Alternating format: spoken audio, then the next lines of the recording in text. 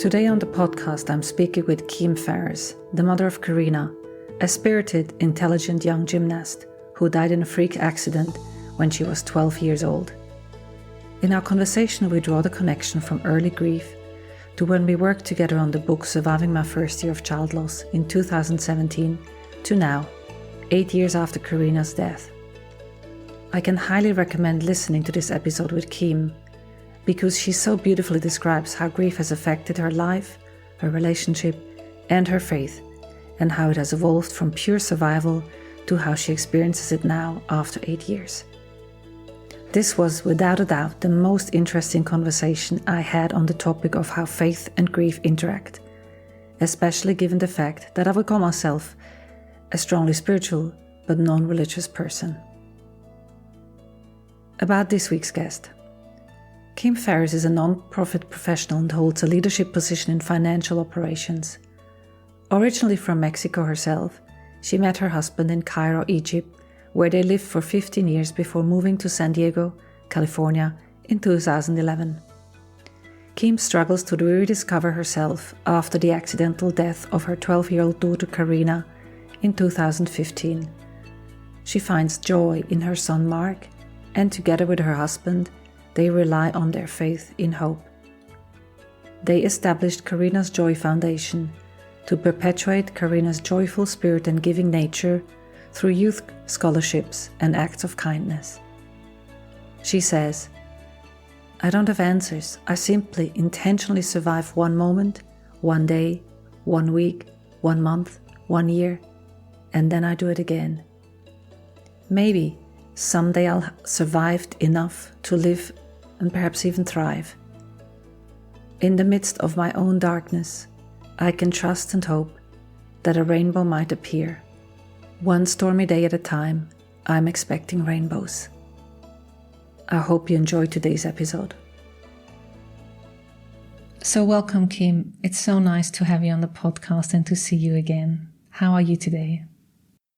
Thank you, Natalie. It's good to see you again and hear your voice. It's been a few years. Yeah. Just to give be with you. Just to give a little bit of context for those listening, I've known Keem for a few years now, since the book Surviving My First Year of Child Loss, and we've worked together on that. So if you haven't seen that book, have a look at that. And also Keem's story is part of that. But why don't we start with you telling us a little bit about how loss and trauma has affected you and your life? Well, it's completely affected my life. But I think that to understand a little bit about our grief and really the trauma, you'd have to understand my daughter, Karina.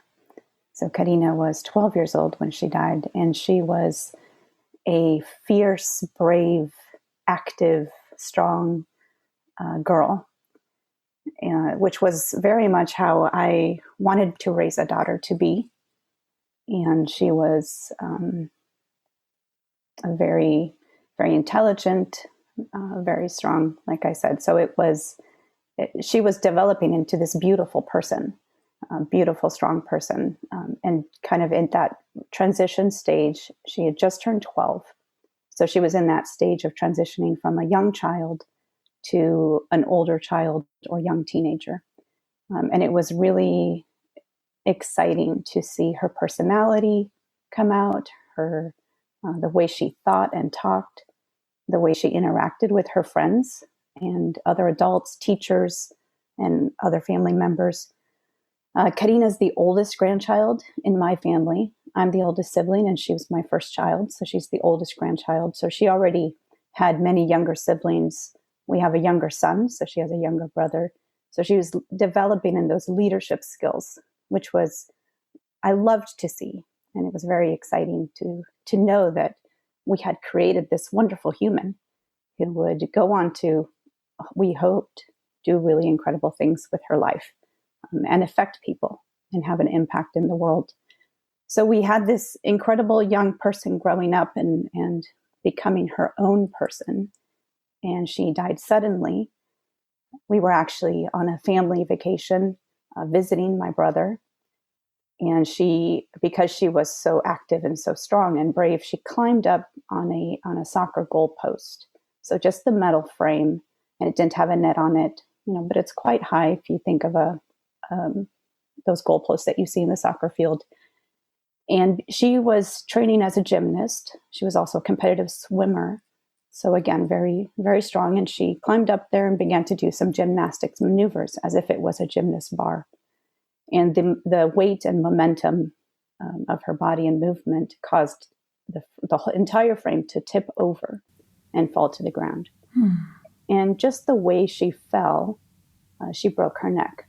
So it wasn't that it was that high or, that anything like that. It was truly a freak accident, as they call it. So she wasn't ill. We didn't have any buildup to her death. So it was very traumatic. Myself and my son were both there, so we both witnessed this. Yeah. He was 9 years old at the time.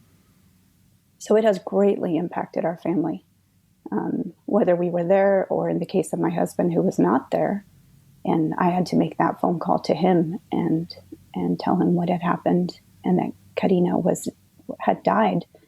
And at that point, that wasn't even a word I could use. I couldn't. My mind was trying to comprehend it, but my voice couldn't say the word dead or died. So even trying to communicate to him what had happened. And of course, it's something that it sounds unimaginable because it is unimaginable. Yeah. So that has greatly impacted me as an individual, me as a mother, me as what I see the world to be. As a person of faith, it has greatly impacted my faith as well. It's impacted me in my relationship with my husband as a spouse and wife, and also as a mother to my living child, Mark.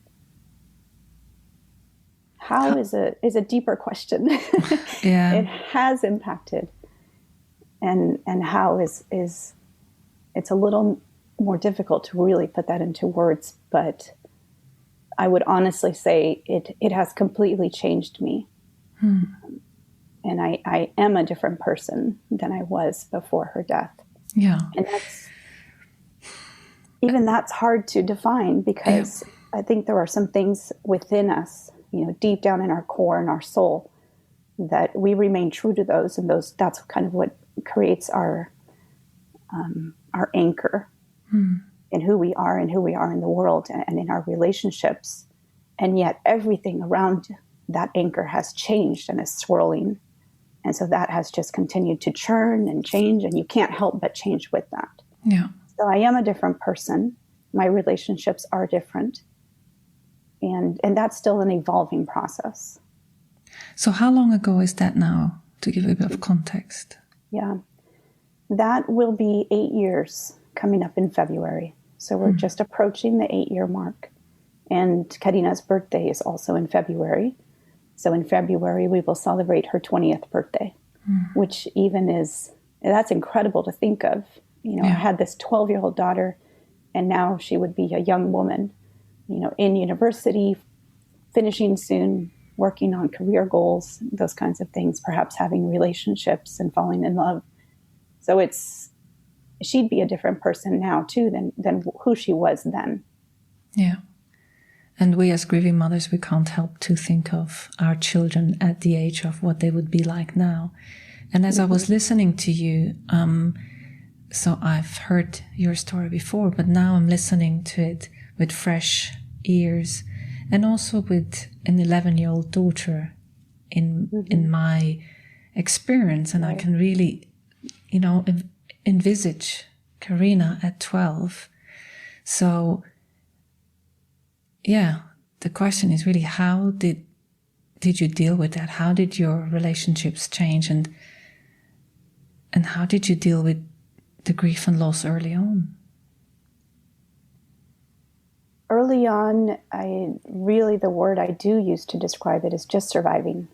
And that, as you know, that was the title of the book project that you spearheaded and I had the honor of assisting with. So surviving child loss. And that first year was so very difficult. I mean, I actually remember the six month mark that it felt like so long. It felt like it had been so long since Karina had died, and yet it still felt like yesterday. And just that dichotomy of time and being caught in this horrible existence was earth-shattering, really. And in terms of surviving, when it comes to survival, you just revert to kind of primal instinct and just really the basics, which even the basics were so very difficult in that early, fresh grief period. So whether it was sleeping or eating or, driving my son to school, anything that would be considered kind of a basic thing in your day was so very difficult. Taking a shower, there were days when I didn't shower for days on end. Or then I would shower but not blow dry my hair because that would require too much physical effort. And it really did affect every piece of my being, spiritual, mental, emotional, physical. Grief is very physical, is what I found. And I wasn't prepared for that. And we weren't even prepared to have to grieve. So it was a complete assault of all the senses. And that really was just surviving. That's a great way to describe it, an assault on all the senses. Mm-hmm. Oof, I just have goosebumps. Mm-hmm. I've never heard it saying that way. That's spot on. Were there times when you didn't or couldn't grieve?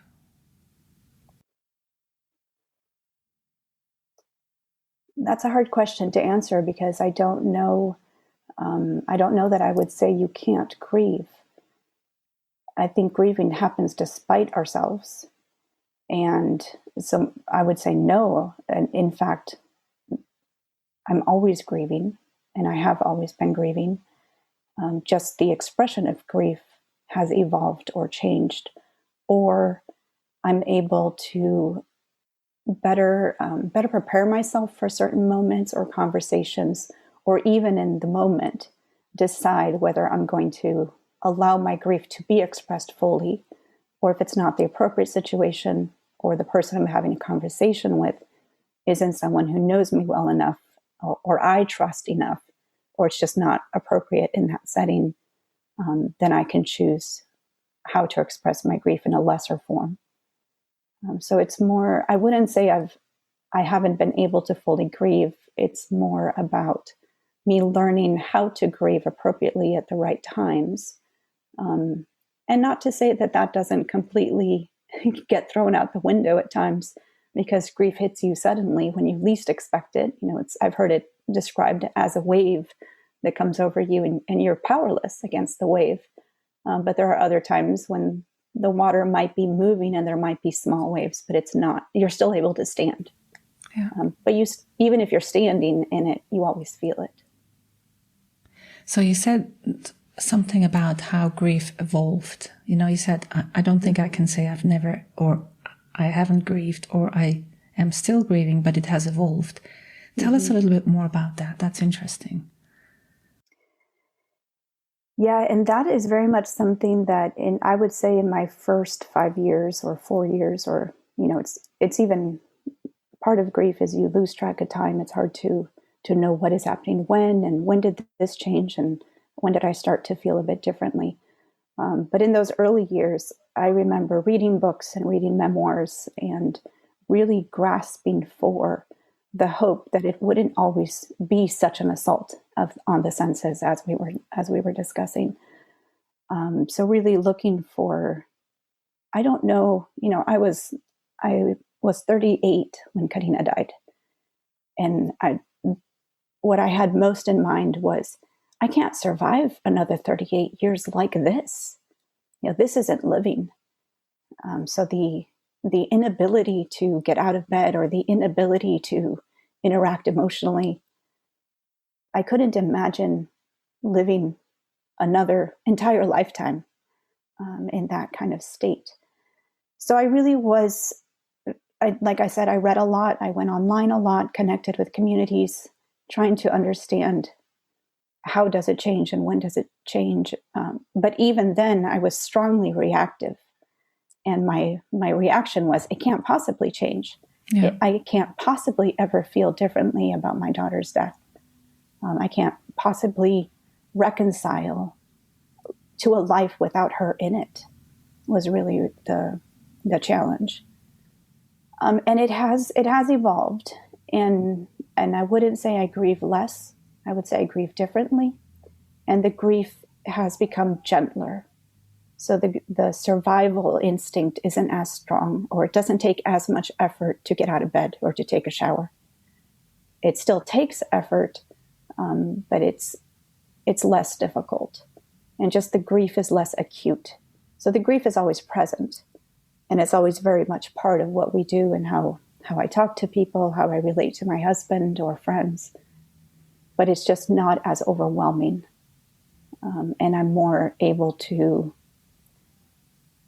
manage those emotions, or it's hard to describe it, really. It's hard to think of a way of how to express it. But I would say it's less of a survival and more of a becoming comfortable with grief. So the evolving has been accepting that it will always be part of my person, that it will always be part of my marriage, it will always be part of my life, and making space for that and being okay with that, being okay with grief being part of who I am. So one thing that catches my interest is the way that it actually shows up now after 8 years. Because, we use the word, I'm still grieving, but to be it more precise or concrete, what does that look like practically now? How does it show up and when?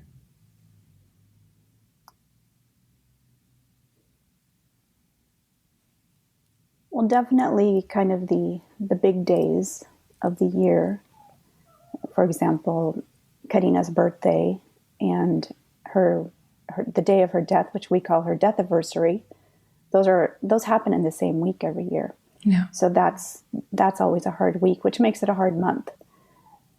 The buildup, as we know, is often more difficult than the actual day. So there's a lot of pre-grieving that comes and anxiety that comes as we head into those types of dates. And it's not just her dates. It's also my birthday or Mother's Day or what would have been her day of high school graduation. So that's where it can kind of show up unexpectedly. Social media was a refuge for me in those early days when I was surviving grief, because I could find like-minded individuals who were experiencing not the same grief, but something that I could identify and say, oh, that sounds familiar. Or I would feel that maybe they understand a little bit of what I'm feeling.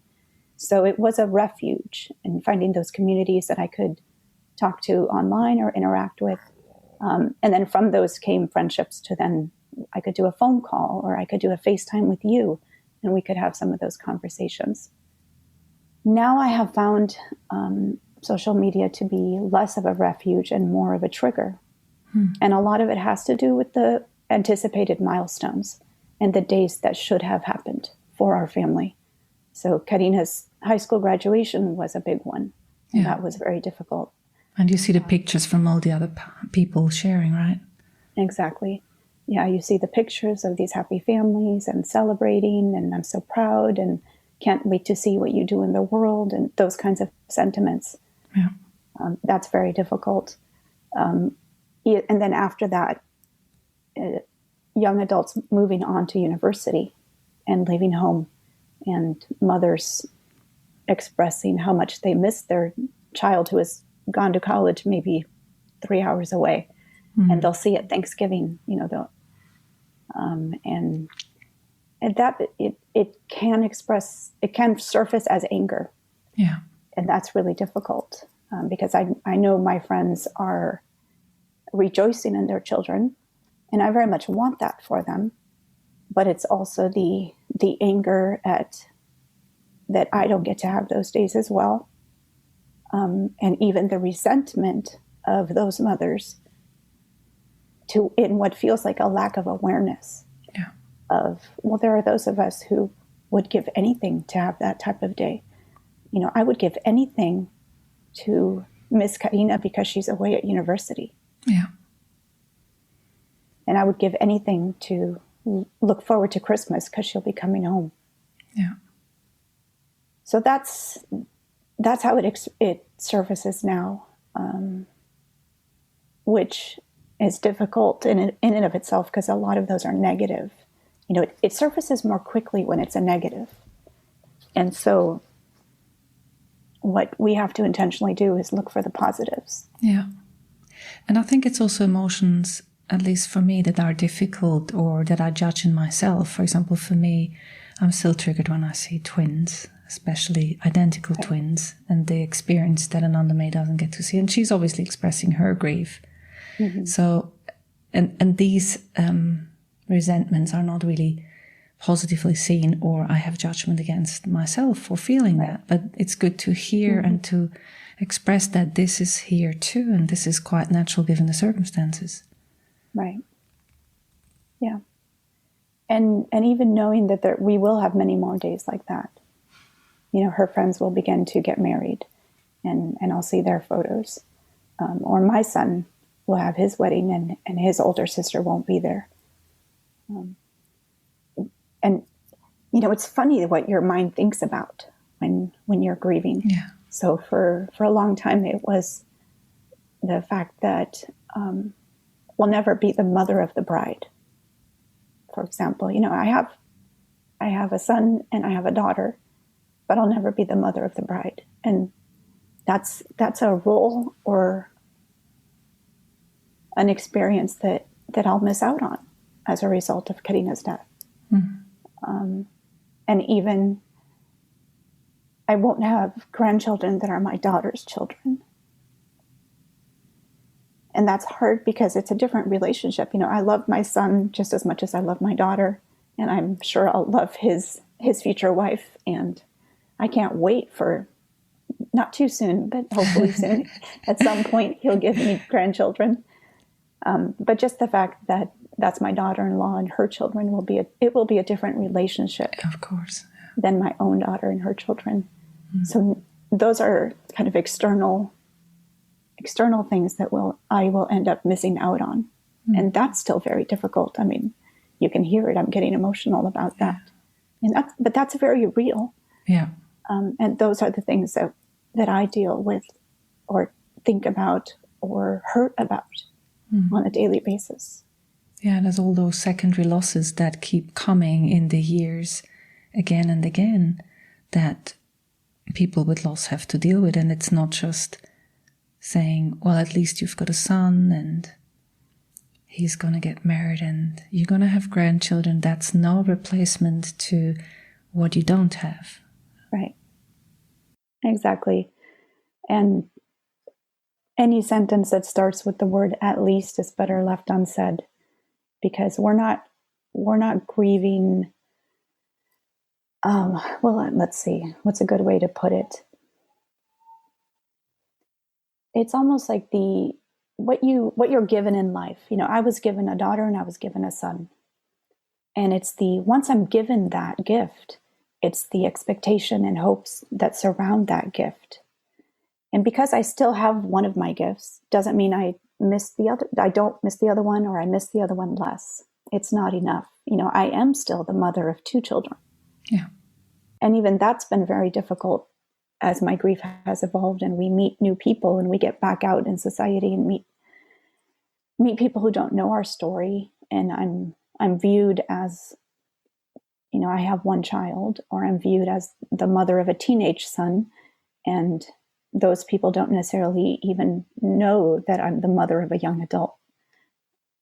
And that's difficult because I'm always trying to reconcile who I believe I am with who other people assume I am.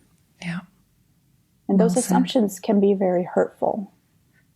So then it's learning how to help the other person understand those differences or understand who I really am without being hurtful in return. Yeah. I think you said something really important there. It's the children that people don't see that are still in our hearts and live with us in an ongoing emotional relationship that are not intentionally, but they are forgotten. Right. because they're just not visible. Right. You mentioned two things which I would be interested if you wanted to go into that. You mentioned on one side that your relationship with your family, specifically your husband and your son, has changed, and then also your relationship with your faith. Would you like to elaborate more on those two parts? Yeah, I'd be happy to. I think that when you're in that survival mode, the most you can do is take care of yourself. And our body, I said, returns to kind of a primal survival. And it's so difficult to take care of yourself, and it's almost unimaginable to care for someone else and help them in their survival as well. But when, it's very rare that you have a situation where only one person is grieving. And in most cases of death, and especially child loss, there are multiple people that are grieving, and everyone's grieving very differently. I believe that that's based on the relationship with the person who has died. And that's the reason that there are differences. So, for example, I grieve as a grieving mother. My husband grieves as a grieving father.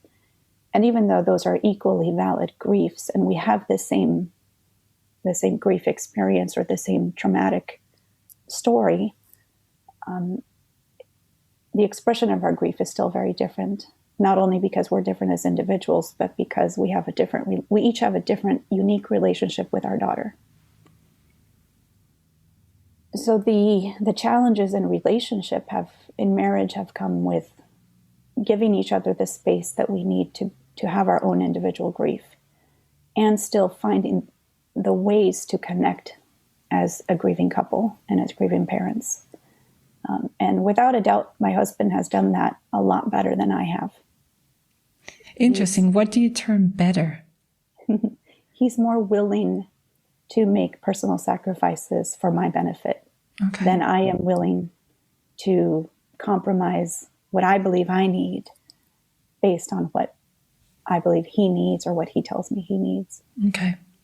And I credit a lot of our marriage surviving child loss. He deserves a lot of credit. So he has served me and loved me very well. And he's been a constant for our son. I'm going to get emotional again, but our son he's a wonderful human. He's 17, even just yesterday, someone asked him, well, you get to that point in your teenage years when you hate your parents. And he kind of looked over, and he honestly had no idea what they were talking about. How nice. Yeah. And my husband is an incredible father. He was and still is an incredible father to Karina, and he is an incredible father to our son. And our son is going to be a wonderful man. And a lot of that is because of the example of who he has as a father and that man. So I'm very grateful to my husband, and very blessed by him, by his love, and the way he serves and protects our family. How has it affected your faith? Because I remember Dad is also an important part of your life and your family's life. Yeah. Thank you for asking. My husband and I both grew up in faith-based households. Both of our sets of parents are very strong believers in the Christian faith, and we learned from a very young age to trust God, that God loves us and has a plan for our lives. And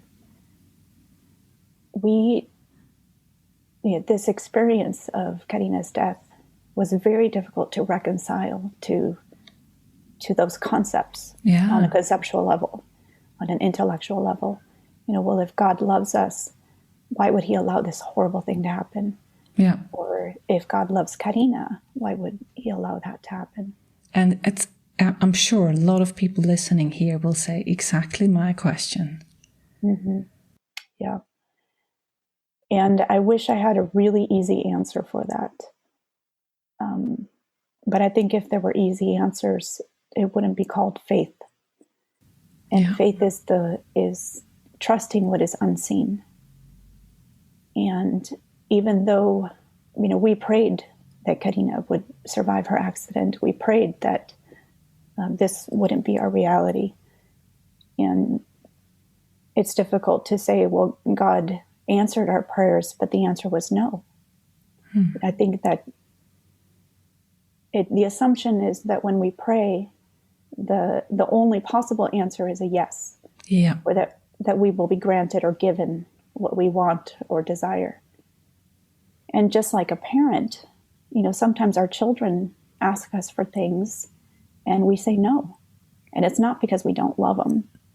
It's because we understand what they need and maybe they don't understand it yet, or we see something else that they can't quite comprehend yet. And faith for me has been understanding that I can trust that God still loves me despite allowing this horrible thing to happen in our life. And it's not something, I actually don't think I'll comprehend it in this lifetime. But I believe that I will comprehend it and understand when I get to heaven. And as a person of faith, I also react strongly to the suggestion that it's for a higher purpose. I don't believe Karina's death was for a higher purpose. I don't believe that Karina's death is part of a perfect plan. I believe God has a plan for my life and my husband's life and my son's life, but I don't necessarily I wouldn't call it a perfect plan. I believe we live in a broken world, and Karina's death in part is a result of that broken world. And the only reconciliation of that broken world will happen in the next life.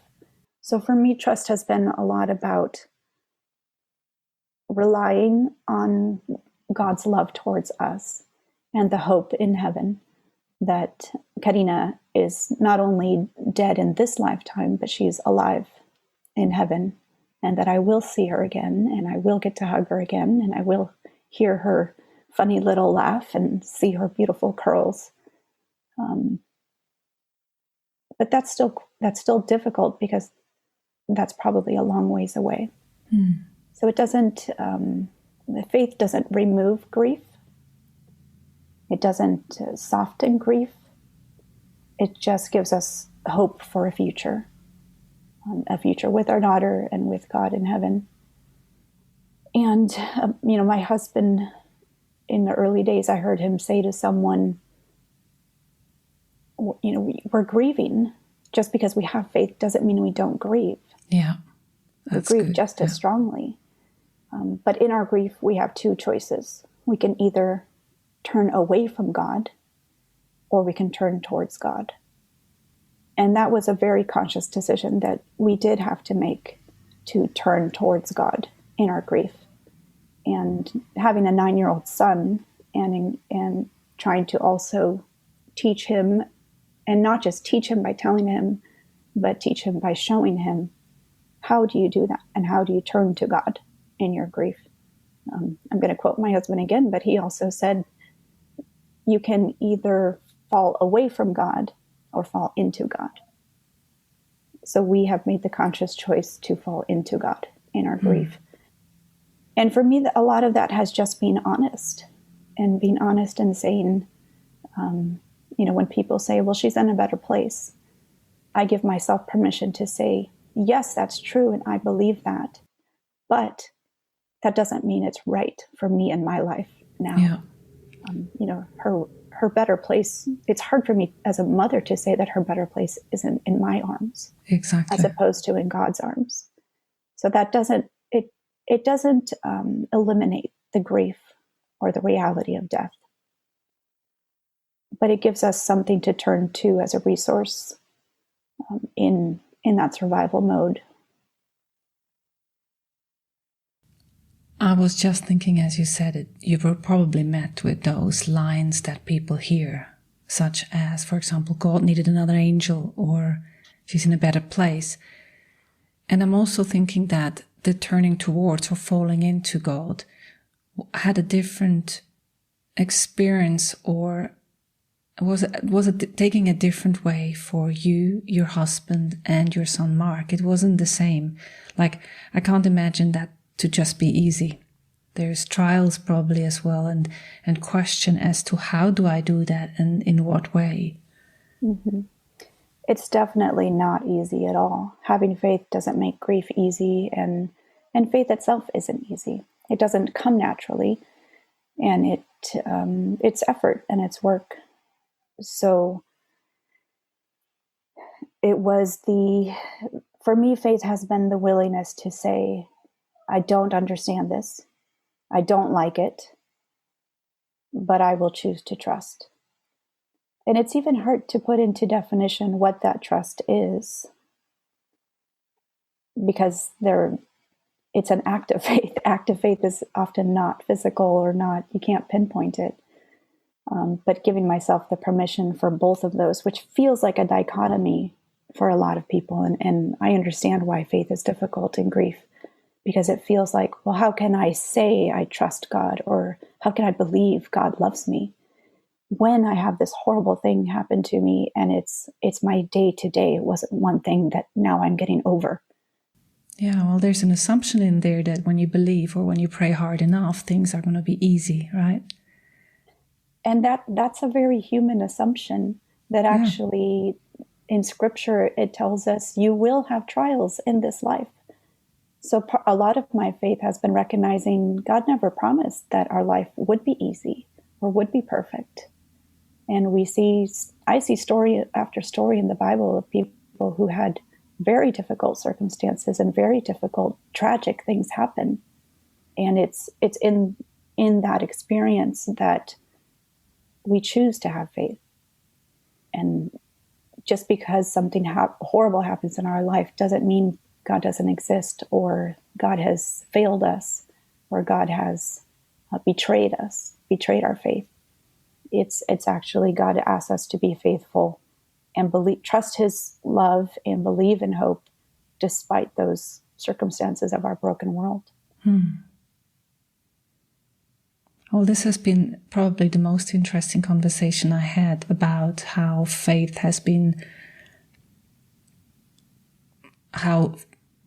and grief has gone together, and how you managed with those two concepts.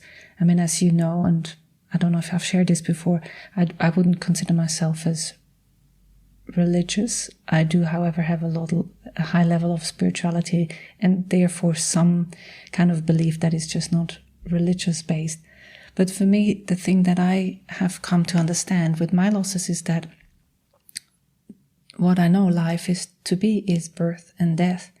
And the distance between those two, coming in and going out as I see it, is not promised, is not given. And also the way the coming in and the going out is not given. So for my case, I had the honor to birth my children and to be present at my daughter's death. For me, that was a huge honor. And for my mother, I wasn't able to be present in her support. And then she chose to die by suicide. So for me, still, that is in itself the nature of life. It's life and death. It's not just life. Yes. So I've found a lot of comfort in the understanding of there is a space we call life, and on either side is a door. One is called life and one is called death, and we celebrate life, we celebrate birth. And I wonder what would happen if we could celebrate death as a end point, and not the way that person died, but the fact of this life had a purpose and it mattered, no matter the length. And so, yeah, that's a philosophical question we could probably speak about a little bit more. But in terms of the time for this podcast, I really enjoyed our conversation. I mean, you shared so many nuggets of wisdoms there that I'm going to look forward to re-listening to it again. But for now, would it be okay to go into rapid fire questions? Absolutely. So these are just sentence starters, as you might have heard in other podcasts, and for you to give an answer as what comes up in a moment. So grieving and trauma means? Allowing yourself to change as an individual while still staying true to yourself. And healing means? That's a really tough one for me. And part of it is because I don't, and I'm not finishing your sentence, but healing is a willingness to be open to the changes of grief. What I have learned about myself in the light of loss and trauma? I'm a fighter. And one thing I wish people knew about loss and trauma. It happens to all of us.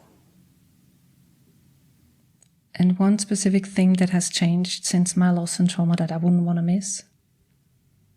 Probably that it has given me a deeper appreciation for who my husband is as a man and as a husband and as a father. Thank you so much for sharing and for your willingness to be authentic in what came up today, for allowing emotionality and for sharing Karina's legacy with us. Thank you. It's been my honor. Thanks for listening to How to Deal with Grief and Trauma. If you'd like to be updated on future episodes, please subscribe to our newsletter on nataliehimmelrich.com. If you need grief support, please contact me for a 30 minutes free discovery session. How to Deal with Grief and Trauma is produced and edited by me, Natalie Himmelrich. To support this podcast, please rate, review, and subscribe to or follow the podcast on Apple, Spotify, or wherever you get your podcasts. Thank you. And remember to keep breathing. I promise it will get easier.